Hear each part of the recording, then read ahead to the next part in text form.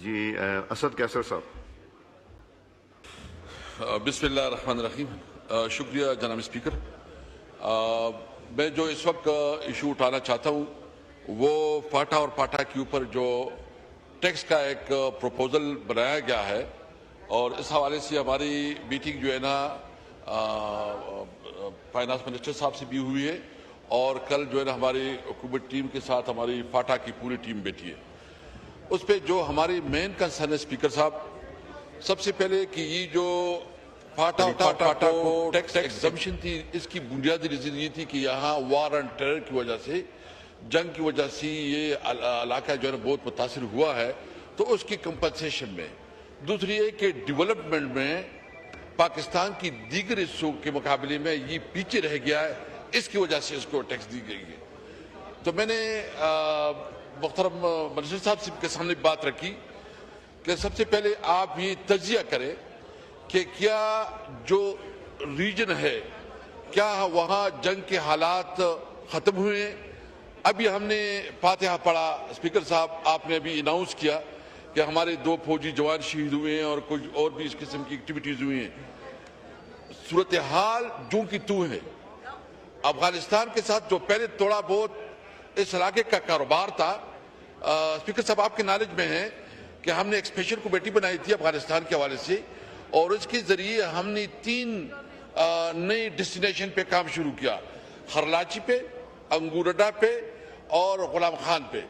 اور جو ترخم پہ فیسلٹیز تھی وہ فیسلٹی FIA، کسٹم اور NLC کے ہم نے انہانس کی تاکہ بزنس بڑھے. اس کی وجہ سے ہمارا جو ہے نا ایکسپورٹ 1.7 تک پہنچ گیا، بزنس شروع ہو گیا.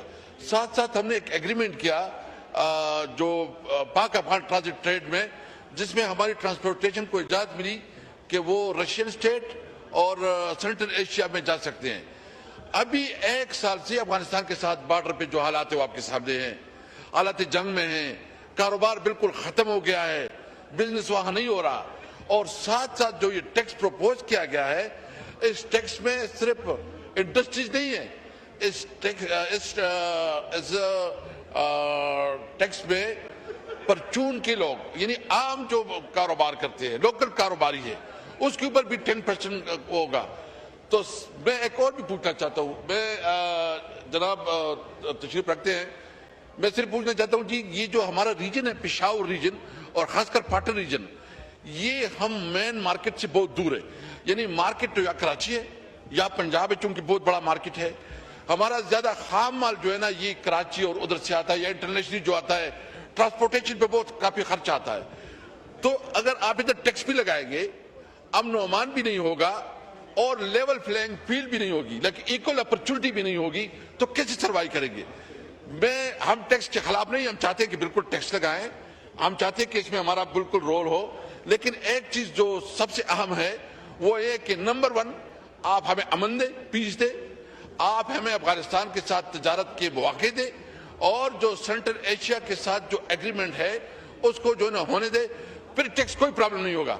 لیکن اگر وہاں امن و امان کی صورتحال خراب ہوگی، اگر وہاں جو ہے نا آپ کے جو ٹیرف ہے، جو آپ کی ٹرانسپورٹیشن ہے وہ ڈبل چارج ہوگی، کیونکہ ایک دفعہ خام مال کو لانے کے لیے پھر لے جانے کے لیے، تو ہم مارکیٹ میں مقابلہ نہیں کر سکتے. ہم لاہور اور پنجاب اور کراچی کا مقابلہ نہیں کر سکتے.